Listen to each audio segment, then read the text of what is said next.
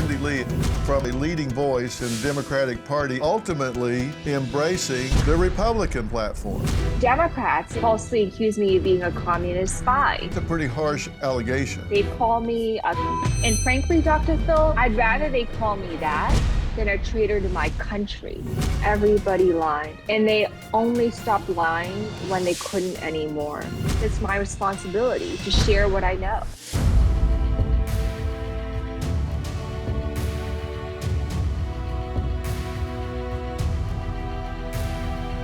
Welcome back to the Dr. Phil podcast. You are really going to love today because I am thrilled to welcome Lindy Lee, a political strategist and former Democratic National Committee official. I say you're going to enjoy this because this is a remarkable individual, and she has had a remarkable journey from her role as a leading voice in the Democratic Party and the youngest female congressional candidate in the history of the United States, to being named one of Wired magazine's top influencers in 2024, and then ultimately embracing the Republican platform. Nothing short of an extraordinary journey. Lots of reasons why. We're going to uncover the pivotal moments behind her transformation, the personal toll, and it has been a high toll. I think still a very high toll of such a profound shift, and what lies ahead of her. When you meet her and get to hear from her, you're going to speculate that what lies ahead is going to be exciting because she is a dynamic individual. So, Lindy, welcome. Dr. Phil, I think that was the best introduction I've ever gotten in my life. Thank you so much. You're almost bringing me to tears. I've watched you since I was a kid, and I never would have imagined today. Well, you've always been a shining star in my world. So thank you so much for having me. Here we are, and thank you for doing this. I'm very sincere in everything that I say. I mean, you're just 34 years old. You have an amazing resume of things that you have accomplished, beginning with an education at Princeton University. Now, how do you become elected class president all 4 years and the first woman to ever achieve that? Just that alone is quite an accomplishment. Obviously, your leadership skills come to the top right away. Well, Dr. Phil, I think you know better than anyone the power of grit and determination. I distinctly remember as a 17-year-old knocking on hundreds of doors. Sometimes, these teenagers are mean. They wanted nothing to do with me. I handed out pieces of candy. I think it was like Airheads or something. And I just went door to door. I didn't stop. I hit on every single classmate I could. And it was humiliating at times, but I gritted my teeth and I won. It was, what's that quote? All you need is like 20 seconds of insane bravery. Exactly. All I needed was a week of just like complete delusion. Because when you're that young, you don't think you can lose. You just keep going. Well, I've often said I've done things on late night TV and stuff with comedy skits and one thing and another. And I've always said I have this willingness to humiliate myself. So you got to be willing to put it out there, right? Right, exactly. And that's why you're at the pinnacle today, because you were willing to take those risks. Sure. Now, you initiated this Do It in the Dark campaign to promote sustainability on campus. What was that all about? It's the same mission that I still have today. I just want to save the world. I want to make the world a better place. I'm not one of these first of all, everything to do with socialism I loathe, but I will have to say that I'm a huge fan of clean air and clean water. I think everyone can get behind that. And need I remind folks who started the EPA? It was a Republican. It was Nixon. So this should be a universally supported thing to have, to keep America beautiful, to keep our landmarks pristine. It's something that I've always really cared about because I was born in an authoritarian regime and I saw what pollution did to people. It was truly a matter of life or death.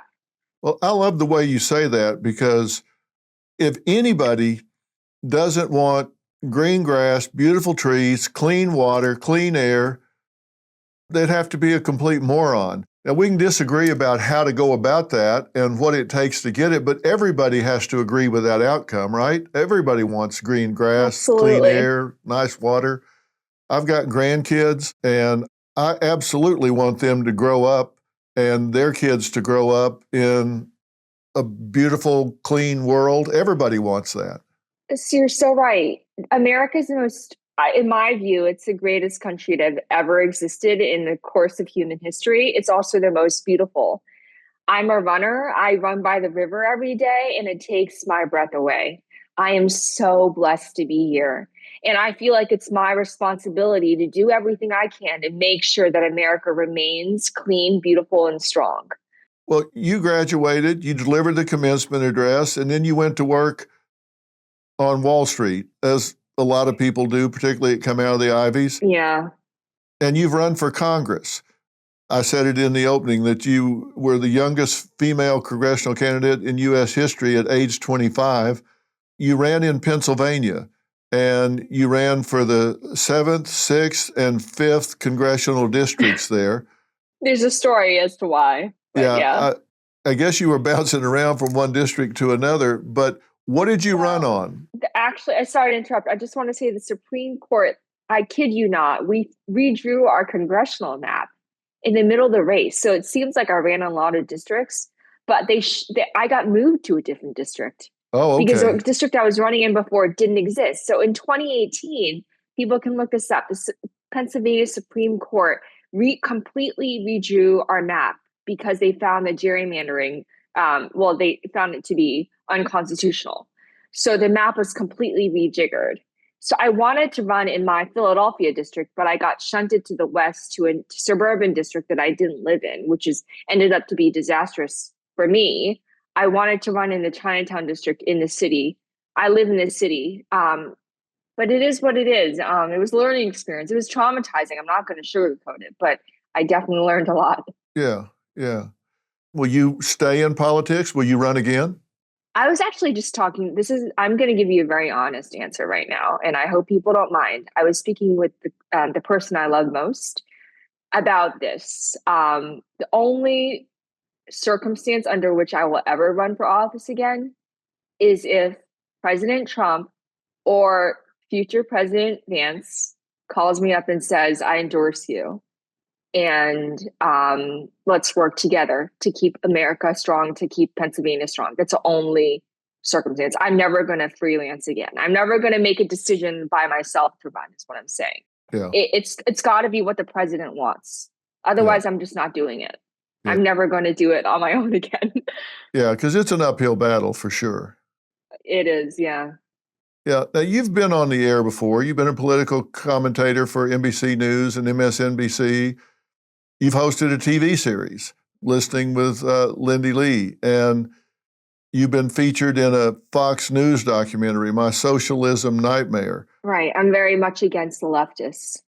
Now, what was the big turning point for you? Because to make this switch, you aren't the first one to ever do this, but you're passionate about the things you do, because I've studied you. I've seen what you do, and you're all in when you do something.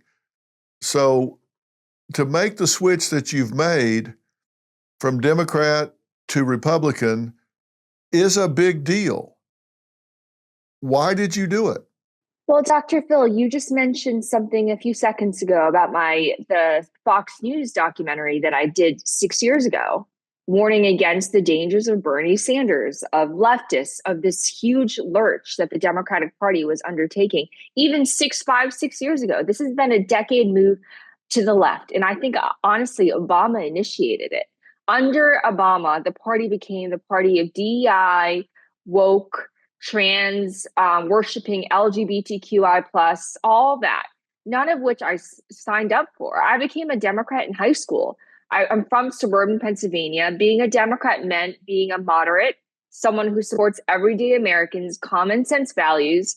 I grew up as a conservative Christian, and at that point in the early aughts, it was okay to be a Christian in the Democratic Party. Now it's anti-religion. I think you're stupid if you're Christian. And this is a relatively recent phenomenon, all in the past decade. I didn't sign up for any of that. So right now they see me as far right simply because I haven't moved. I've been here. And meanwhile, you have the AOCs and the Bernie Sanders of the party taking over. I don't want any of that. Frankly, I'm embarrassed to be associated with them. Well, have you moved a lot, or has the Democrat Party moved a lot? Life is full of surprises, and emergencies often strike when we least expect them. But preparation is key, and that's where Jace Case comes in. With Jace Case, you'll have essential emergency prescription medications right at your fingertips, ready when you need them most. Whether it's an unexpected illness or a travel mishap, having the right meds on hand can turn a potential crisis into just a minor inconvenience. Don't let the unexpected catch you off guard. Jace Case gives you peace of mind so you can tackle life surprises with confidence. Be ready. Take charge today. Head over to jace.com. That's JASE.com. And when you check out, use the code PHIL, spelled PHIL, to get a discount on your order and to have the right meds on hand the moment you need them. Let's cut to the chase. Your savings could be in serious trouble. When Elon Musk is out here warning us to brace for temporary hardship, you might want to listen. I trust Preserve Gold to safeguard my accounts, and I urge you to do the same. They're the only precious metals company I recommend. Are you going to sit back and hope for the best or take control of your financial future? Text Dr. Phil to 50505 to get your free precious metals guide from Preserve Gold. With gold prices recently breaking records and analysts predicting this trend to continue through 2025, you cannot afford to wait. As a bonus, you can get up to $15,000 with a qualified purchase from Preserve Gold. So don't wait. Text Dr. Phil to 50505.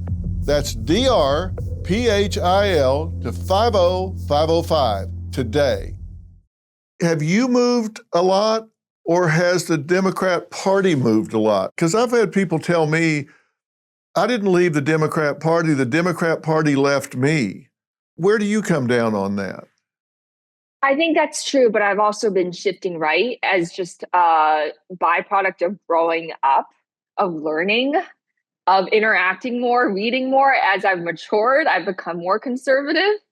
Also, I live in the city of Philadelphia. I've had unfortunate run-ins with migrants on the streets, people who shouldn't be here, and we should call them what they are. They're illegal immigrants. I'm a naturalized immigrant, and as I've grown older, I've gained a deeper appreciation of what it means to be a naturalized American citizen, a proud and grateful American.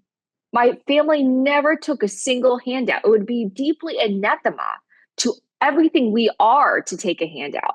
But you have millions of people pouring through no longer because President Trump is now here. But under Biden, we had millions of people pouring into the country, storming the southern border, taking handouts, being on, the people that we're funding with taxpayer funds. We should be taking care of Americans first. We have a duty of care to take care of our people first. And we shouldn't be called bigots or racists simply for caring about Americans. So yes, the party has been lurching leftward, and they're all trying to out-socialist the one before.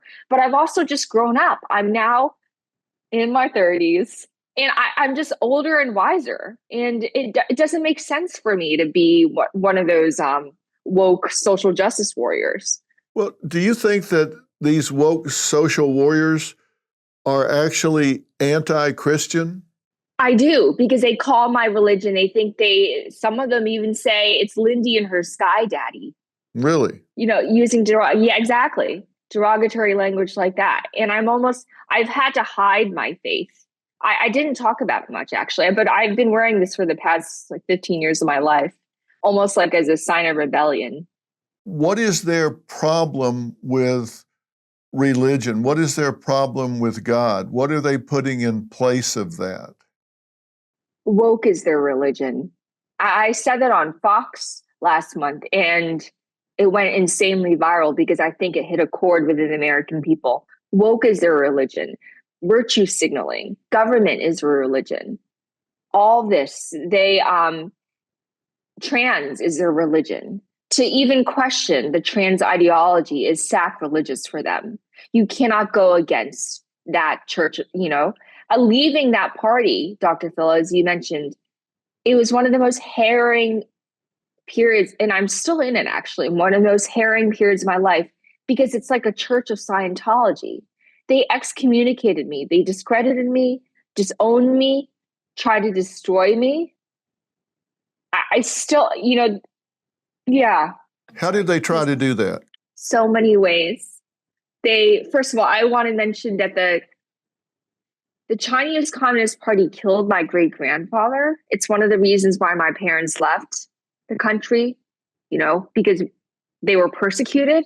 They went to England. We actually lived in Sheffield, England first.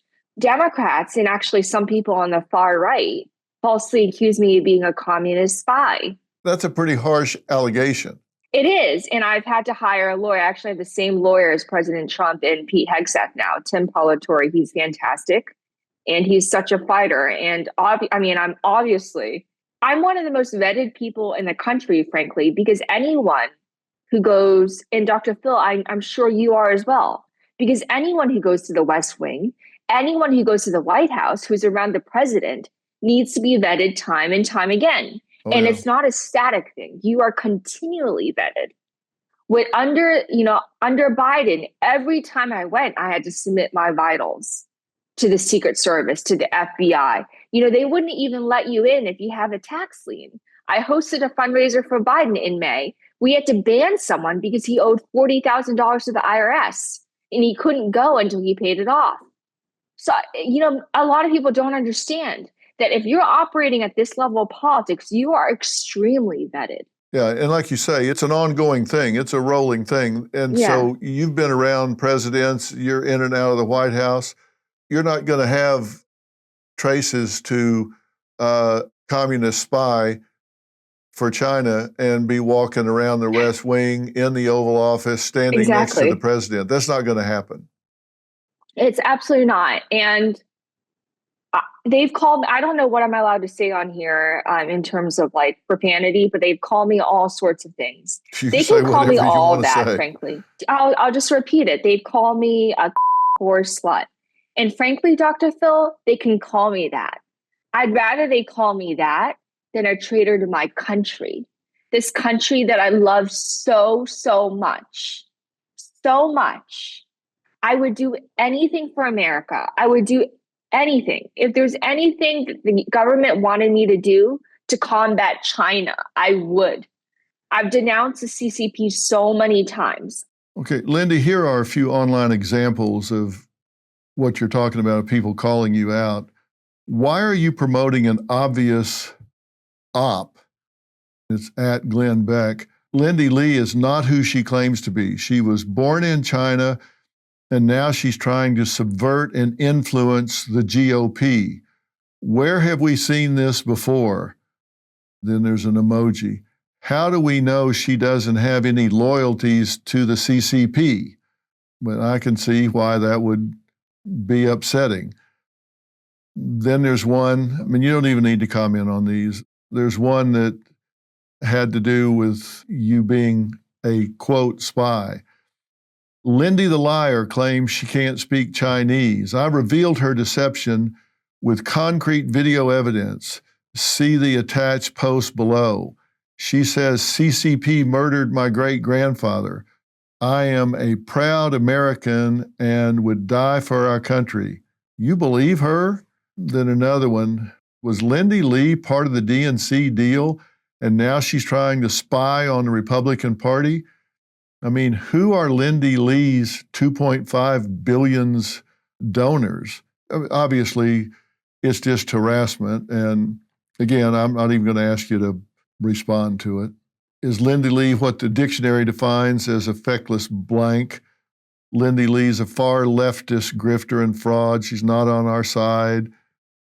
She's grifting. It just goes on and on. I could read a bunch of these, but frankly, I don't want to give them any more airtime. I just want people to get a feel for what you have had to deal with across time. And I think I've read enough for people to get a feel for it. So, like I say, I don't want to give it any more airtime than what it deserves, which is none. I don't know what else there is to do. But, often, on the right, there are these influencers who are jealous because they think I've jumped the line.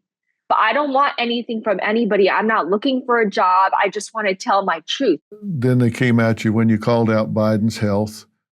Of course, we know you were absolutely being 100% truthful when you talked about that. So they just pounded on you for telling the truth, essentially. So my mission is to prevent the current iteration of the Democratic Party from ever gaining power again. And I know these people personally. These people aren't just caricatures to me. I know Kamala Harris. I know Joe Biden. And I don't want them or any of their ilk to ever be in power again.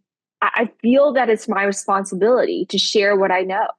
Well, we know what we mean when we say woke, and it's certainly not a positive thing. To me, it has a very negative connotation, and it rejects science, it rejects Christianity, it rejects so many of the things that history, biology, rewriting things that we know to be empirically true. It wants to rewrite so much of the family values, the things that this country has been built on. It wants to undermine meritocracy and put in socialism and Marxism and embrace equality of outcome, not opportunity, but outcome. Exactly. And so much of the things that, as I say, this country was built on. What do they think woke means? They think that they are the right. The crazy thing, Dr. Phil, is that they think they are on the right side of history. They don't just want equality of opportunity. They want equality of outcome. They don't believe in meritocracy. And I want to clear up something. People call me a DEI hire. Let me first tell you, I was never on anyone's payroll. I volunteered my time. I was appointed to leadership. I was never on Kamala Harris's payroll, so that doesn't even make sense. But just so people know, Asian Americans score better than anybody, than any demographic. Okay, so actually my demographic is the one that's most hurt by these DEI policies. So please, those people who make the allegation need to get an education. That didn't even make sense that you're a DEI hire. What the hell are they talking about? They have no idea what they're talking about. I got a 2390 on my SATs when I was on a 2400 scale, and I wasn't able to get into Harvard. Well, that if I were a different race, it pisses me off that you made a 2390. Come on, that's not fair. I tried to hit 2400, but I couldn't. But it just totally, I was wailing with grief because my dad told me that Harvard was everything. So it was an existential crisis for me. But putting that aside, if I were a different race, if I were Hispanic or Black, I definitely would have gotten in. I mean, no question.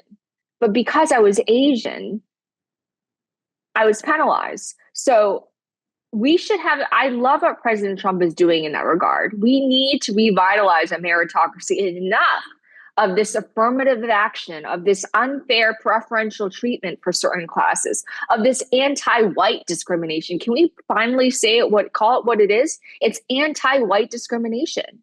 Yeah, it's right? Racism, especially for sure. White men. It's white men. If you're a business owner, listen up now.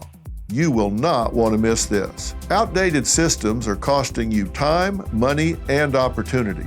Thousands of companies have modernized with FYSI's AI integration and solutions. FYSI implements smart, automation, and predictive insights that sharpen your competitive edge. This is what separates billion-dollar companies from small businesses, and FYSI can help you make that leap. Don't wait. Get your free $5,000 risk assessment now with promo code Dr. Phil. That is promo code DRPHIL at fysi.com/Dr. Phil or call 800-877-4000 today. That's code Dr. Phil. Visit fysi.com/Dr. Phil or call 800-877-4000 for your free $5,000 risk assessment. I see people trashing white men all the time. There's an affinity group, it seems like, for every single group, but white men. Haven't you noticed? It's like every group, even Asians for whatever. There's Hispanics, there's Blacks, there's gays, there's whatever, but there's no white men. It's, white men have become everyone's punching bag. Yeah, it seems that there's definitely this idea that if you are a majority, you can't be discriminated against, and that's just simply not true.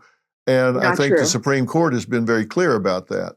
In Pennsylvania, you were treasurer of the Pennsylvania Young Democrats, and you held that position and they kicked me out 3 or 4 years, and you were forced to resign over some video about Bernie Sanders. Is that right? I called him a communist. Yeah. And that was it. That was the end of it, right?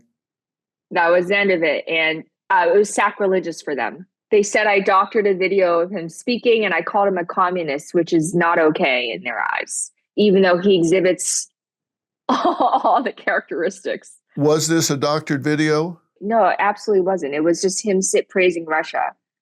Yeah. If anyone knows me, they would know that I'm not really great with tech. How could I possibly doctor that? And also, it's just what he said. He was just praising how he basically said that Russia's system was superior to America's. And I called him a communist, which is what he is. I mean, where's the lie? You tell me. Yeah, it got picked up by everybody, right? Yes, exactly. It went insanely viral. But I mean, I'm glad I did it because it would have been devastating for this country if Bernie Sanders were the Democratic nominee, and God forbid if he had won. It would have been so bad. Yeah, I don't think we could afford Bernie Sanders. No, we can't. So I feel like I did my part. Yeah, I think that'd be a little expensive. Was that the beginning of the end? Is that where things started, where they really turned on you viciously? I think that, but I had been shifting rightward even before then. I've never been able to relinquish my conservative upbringing. I mean, I went to church every single Sunday. I went to youth group every single Friday. Even today, every night, I read the Bible. I still have my King James version of the Bible, and I listen to Christian music. There's nothing more peaceful than that. It's just so deeply ingrained in my psyche. It's just who I am. I've never been able to worship at the altar of LGBTQI+, and every year there's another letter attached to that. It's just not me. It makes me feel deeply uncomfortable. How has this affected you for the Democrat Party to attack you so vehemently and so broadly? And I assume most of this has been on social media platforms, and where else? Has it been mostly on social media platforms? Yes, but also it seeped into real life in that I was banned from the Biden White House like I'm some low-life criminal, even though I don't even drink alcohol or never even tried marijuana. I was treated like some crackhead. So I was banned from the White House, banned from the Naval Observatory, right? Like, it's like I'm some, I don't know. I've never done it. I don't even jaywalk. So I don't know what's going, they treated me like some hardened criminal just because I asked them what happened to the $2.5 billion that was raised. I raised millions of that. But I didn't toe the party line. So, and it's been really hard. I'm still waiting for my health to stabilize, frankly. It's been really hard. Well, they came after you, and that started in 2020? Yeah. And this has been going on for 5 years? Yeah, more or less. Obviously, things escalated when I asked for accountability. I raised millions of dollars for Harris. I actually stopped before Election Day because I couldn't stomach it anymore. And then I asked what happened. Why did we waste $2.5 billion on Beyonce and Cardi B and Obama and Christina Aguilera? Why did we spend $500,000 a night putting her face on the Las Vegas Sphere? Why did you lie to us about winning 3 to 4 battleground states. And Dr. Phil, you can remember how many battleground states she ended up winning. Yeah, They 0. lied to the donors. 0, exactly. They lied to the donors about the internal polling to get us to give money. And these donors, I'm not, people think I'm a staffer. Let me say again, I'm not a consultant. I'm not a staffer. I did this because I wanted to. I believe in the democratic process. I asked my friends to donate and they trusted me. They're not really ideological. They just believed in me. And I said, Dr. Phil, I'm going to be honest with you. At that time, and it was an error of judgment, I thought that the Democratic Party would have been better for our country. I realize now that I was wrong, that I fell for the mainstream narrative. After seeing how they wasted and lied to us about the campaign, it occurred to me that they could have been lying about other stuff as well. And I raised issues about Biden's age. I noticed that they were lying about that. I raised that in the middle of the campaign. You know what they did? They banned me from MSNBC and CNN. I used to be on MSNBC all the time. In July 2024, I went on Fox News Sunday hinting that Biden was too old to run. I got threats from the White House, angry phone calls from the White House and the campaign. And after that, I only appeared on MSNBC once. Because the MSNBC and the Biden White House were essentially one entity. I pissed somebody off there. Or maybe, I'm sure multitude of people. You called into question his viability to do the job because of his age and his cognitive decline, correct? His decline more so than his age, because frankly, I actually know a lot of 80-year-olds, 90-year-olds who are really mentally sharp. His decline is, the greater concern. Did you confront people on his team, people around him that obviously knew and were covering up the fact? And listen, let me preface what I'm getting ready to ask you by saying, I don't blame President Biden. He can't help what's happening to himself neurologically. He can't help that. It's the people around him that I point to who knew it and covered it up, hid it, blatantly, overtly lied about it. Did you confront those people by saying, look, you guys are saying, hey, he's sharp as a tack, he runs meetings, he's A, B, C, D, he's clicking things off, when you know that he is in cognitive decline and disoriented and having trouble focusing, et cetera, et cetera. Did you confront them about that? I did. And I am writing a book and listing out all the people I confronted, and they know I did.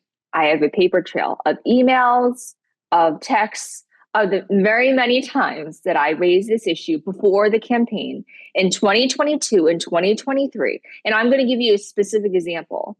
In September 2023, the top donors, it's called the National Finance Committee. I was a member of that. I brought my brother to Chicago, and Kamala Harris was with us. And so was senior advisor Anita Dunn. And so was the actor from The Wire, Wendell Pierce, the one who, you know who I'm talking about, right? Mm-hmm. Yes. We were all standing there.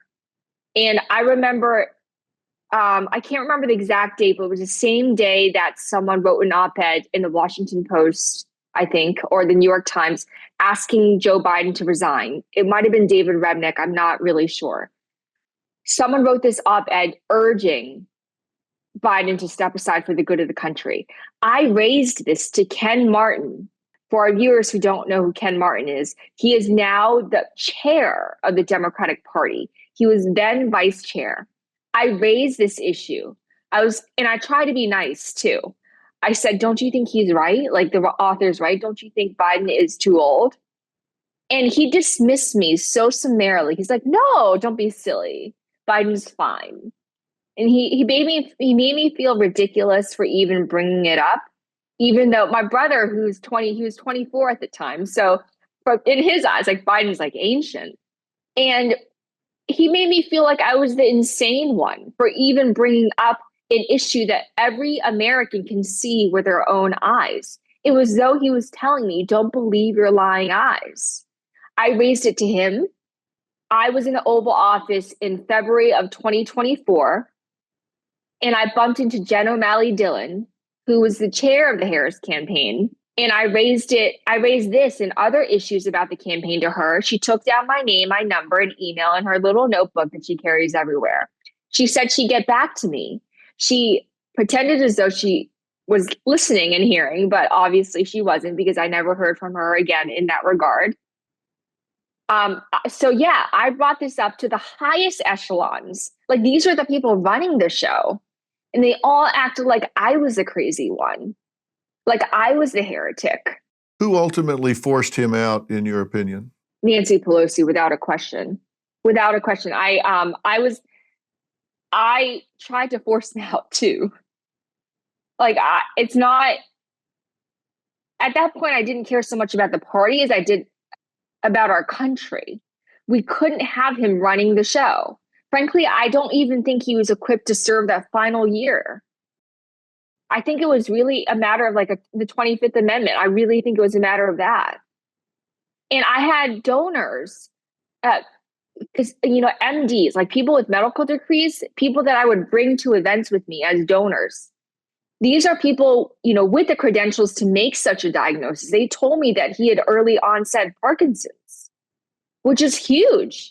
And then we hear from Karine Jean-Pierre that over the summer, there were Parkinson's doctors, unexplained visits from these Parkinson's doctors to the White House. I don't think it's far-fetched that he might be experiencing early onset Parkinson's. Again, I'm not a doctor. This is what I'm hearing from my donors and friends who came with me to events with Joe Biden. I brought a doctor friend to a Valley Forge speech that Biden gave in January of 2024. She was sitting in the front row with me, so she had a clear view of his mannerisms, his hand gestures. She said without a question, this man has Parkinson's. So it was my clear to dad, her. who also has an MD. Yes, my dad also has an MD, and said, of course. But again, neither of them are actually his doctors. So Right, of course. He did have a physician who didn't come forth. Kevin O'Connor, yeah. Yeah, and say it. So who was running this country in the last year of his presidency? Anita Dunn, Steve Ricchetti, Mike Donnellan, Jeff Zients. The first three that I mentioned are his senior advisors. The final one is his chief of staff. And also Jill Biden and her bulldog, a guy named Anthony Bernal, who is right now running their transition office. These were the people we had. I don't know if the American people know this, but it's my duty to say so. We had a council of presidents for the past 4 years. We didn't have a president. We had commanders in chief. So even before the last year, we had unelected people running the country. Without a doubt. Steve Ricchetti and Anita Dunn wielded so much power, and everyone knew it. Everyone knew it. Like all the donors, if they had a bone to pick, they knew exactly who to go to. It wasn't Biden. It was Steve Ricchetti. Mike Donnellan was the one who, actually, he's the guy who was chairing, running Biden's reelection campaign. And he was the one feeding Biden the numbers, saying that he could beat Trump, which is so implausible. Because by the time Biden dropped out, according to Biden's own numbers that Donnellan allegedly lied about, Biden was on track.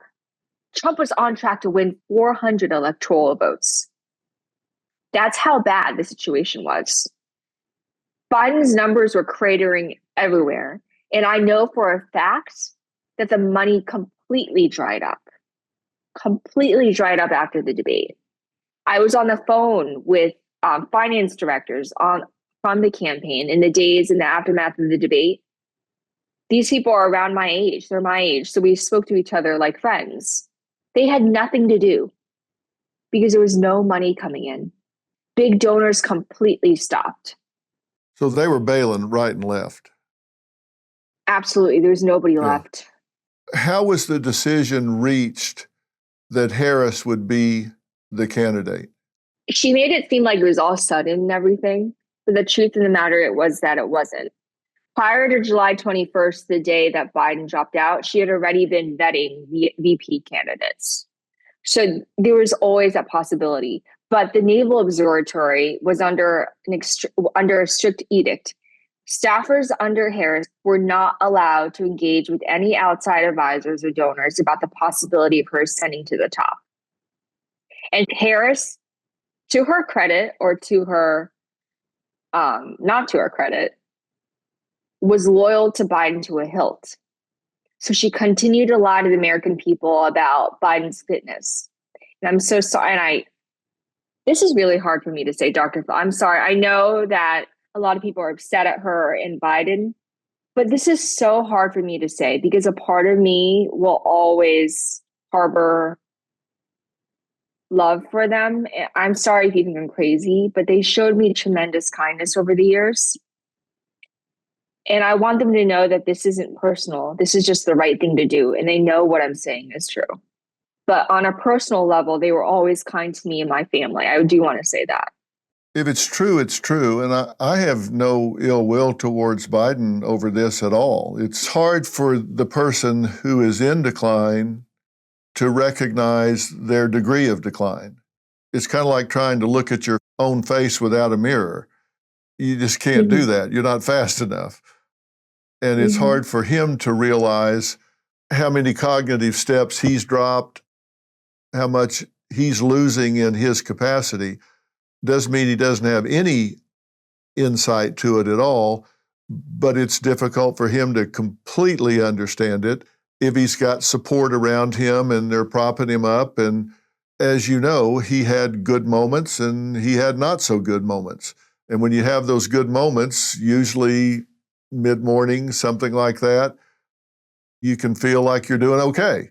But overall, I think it was pretty apparent to the most casual observer that he was in serious cognitive decline. And like I say, I don't blame him for that. I'm sure he would have preferred it not be that way. But there had to be a massive cover-up going on because everybody was pretending like, no, he's doing great. Everybody lied, Dr. Phil. Everybody lied.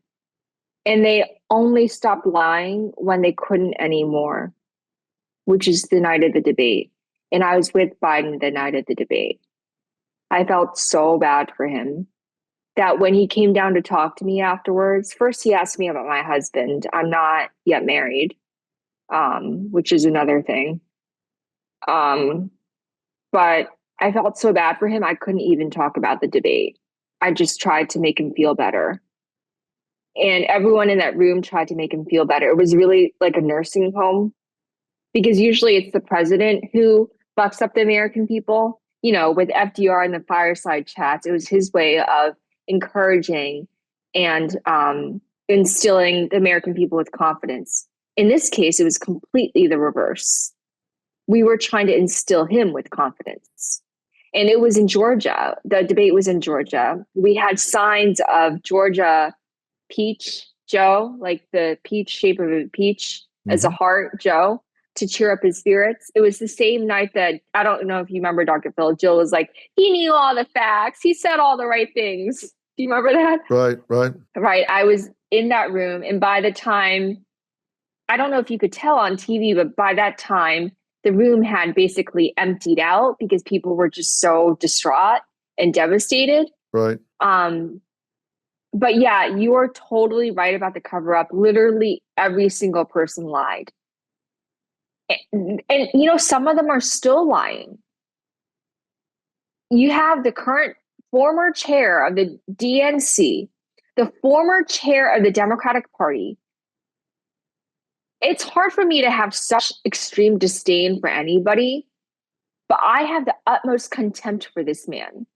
He still attacks me to this day for saying that Biden is in cognitive decline. To this day, March 2025, when it's apparent many times over, and he is still attacking me for telling the truth. So who is attacking you still? The former chair of the DNC. Oh, okay. If he had spent as much time running the party as he does right now attacking me, who's no longer even part of the party, the Democrats would be in much better shape. But their priorities are all wrong. Look, I've kind of cut this off in the middle because it is the middle. It's not the end. I have so much more to talk with you about. So I'm going to stop us here and ask everybody to tune in next time when I continue a much more in-depth conversation with Lindy Lee. So tune in next time and we'll continue this fascinating conversation with this amazing young woman, Lindy Lee. We'll see you next time.